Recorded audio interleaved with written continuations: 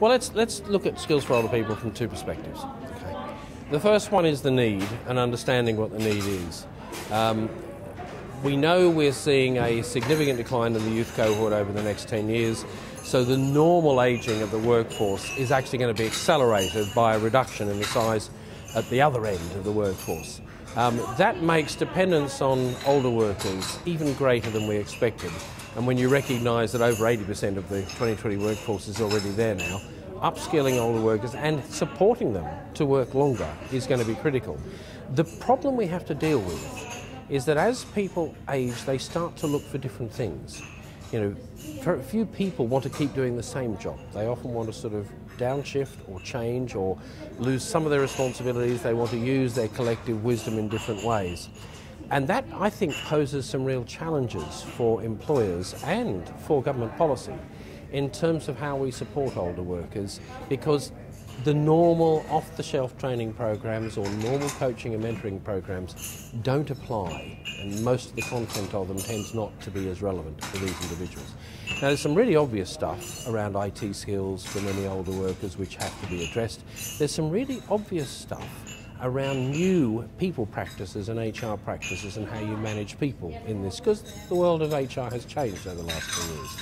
But actually, I think one of the most important things we need to get for older workers is helping them to understand how to work with younger workers who are going to be resentful of them, because more older workers in a workforce with less younger workers means promotion gets even harder and climbing the career progression ladder gets even tougher.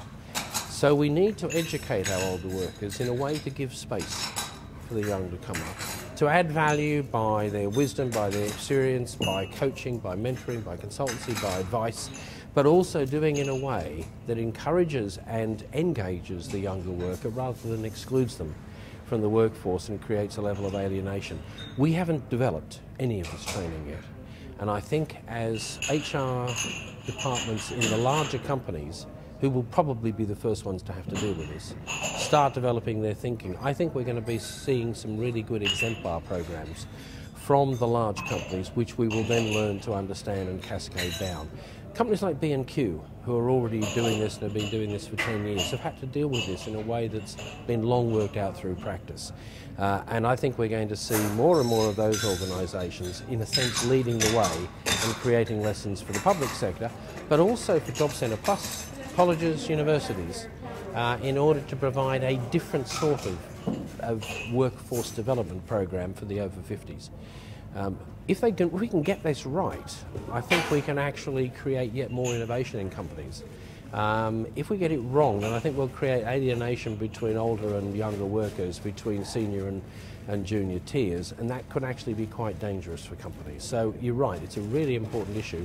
There's a conference coming up on older workers which I'm speaking at, and I think it's going to become a significant policy debate over the next few years. 2010, what does it hold for the Commission with a possible change of government? I think 2010 holds challenge, but I think it holds opportunity as well. The Commission is publishing its Skills Jobs Growth report for Scotland. It's going to be publishing its first strategic skills audit with 6 cluster reports around the new industries, new jobs, special sectors.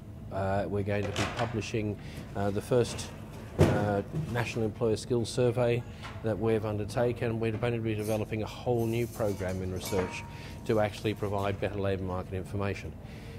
We see the role of all of that information informing information, advice and guidance for young people and parents be critically important, and we think there is going to be a continuing focus on how to get more for less from public funding, and that means a continuing focus on simplification. Will the Commission survive a change of election?